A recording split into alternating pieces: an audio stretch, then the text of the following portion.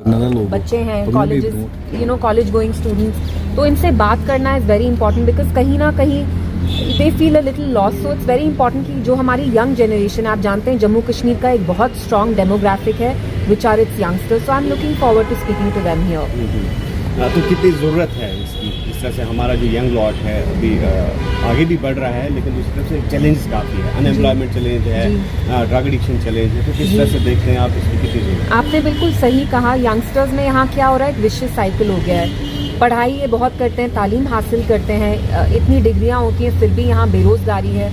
Currently unemployment is 39% in Jammu and Kashmir. उसके बाद unfortunately बहुत सारे जो हमारे नौजवान बच्चे हैं, बच्चियाँ, वो ड्रग्स में जा रहे हैं. आप खुद जानते हैं, आप शराब भी कितना नॉर्मलाइज किया जा रहा है, यहाँ कितने ठेके खुले हैं शराब के. तो कहीं ना कहीं as an adult it's my responsibility कि हम स्टेप इन करें, इनसे बात करें, इनको थोड़ा सा समझाएं कि ज़्यादा स्ट्रेस नहीं लें, फ्यूचर को कैसे देखते हैं, इनसे बात करें, ये हमसे बात करें. तो एक डायलॉग स्टार्ट करने की ज़रूरत है इनके साथ. So I am looking forward to it.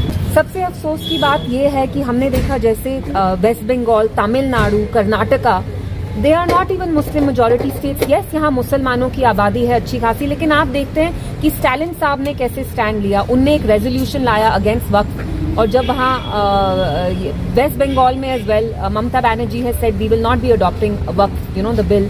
So it's so unfortunate कि जम्मू कश्मीर तो वाहिद इंडिया का मुस्लिम मेजॉरिटी स्टेट है, और आप देखिए यहाँ की जो चीफ मिनिस्टर हैं, जिस दिन उन्हें असेंबली में एक रेजोल्यूशन इसके अगेंस्ट पास करना चाहिए था, वो रिजू जी के साथ टहल रहे थे, ट्यूलिप गार्डन में आप वॉक कर रहे थे. वही नहीं, फारूक साहब भी 3 दिन वो डिलिबरेटली असेंबली से गायब हो गए. उसके बाद वो बयान दे रहे हैं. तो ये बयान देने से क्या होगा? आपकी रिस्पॉन्सिबिलिटी बनती है, आप एक मुस्लिम मेजॉरिटी स्टेट के चीफ मिनिस्टर हैं, आपकी रिस्पॉन्सिबिलिटी यहाँ के मुस्लिम्स की तरफ पे है. जो बाकी इंडियन मुस्लिम्स हैं, they also look at you, you have terribly let them down. It's a complete failure. तो डॉक्टर फारूक साहब का कहना है कि पीडीपी इसके लिए रिस्पॉन्सिबल है, जो पॉलिटिकल सिनेरियो बना हुआ है जो यहाँ पे हो रहा है, तो इसके लिए पीडीपी को जिम्मेवार ठहराया. देखिए, जैसे बीजेपी नेहरू जी को रिस्पॉन्सिबल करार ठहराती है, ऑल्दो नेहरू जी ने IIMs, एम्स, सारा जो तरक्की हुई है इस मुल्क में, सारी तरक्की जो हुई है वो नेहरू जी ने की. वैसे ही जो भी जम्मू कश्मीर में अच्छा हुआ है, मुफ्ती साहब बस अपनी जिंदगी में आई थिंक हार्डली 4 साल चीफ मिनिस्टर रहे.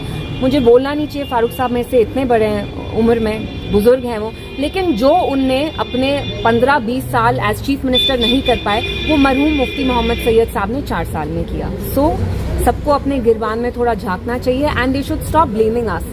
अभी हम प्रेजेंट की बात करते हैं, they are in some kind of understanding with BJP. तभी आप देखते हैं असेंबली में जिन मुद्दों पे बीजेपी के MLAs बात नहीं करते, एनसीबी नहीं बात करती, तो कहीं ना कहीं इनकी टैसिट अंडरस्टैंडिंग है. तभी ये जो बड़े बड़े हमारे इश्यूज हैं, वैसे तो फिर 370 भी सब जुडिस है, तो हम उसके बारे में भी बात नहीं करें, तो जो उन्हें वक्फ का दिया था. So I think it's very unfortunate कि इक्तिदा में ये आए हैं, लोगों ने इनके 50 MLA बनाए, इतनी भारी अक्सरियत से इनको लाया, but still they are finding scapegoats.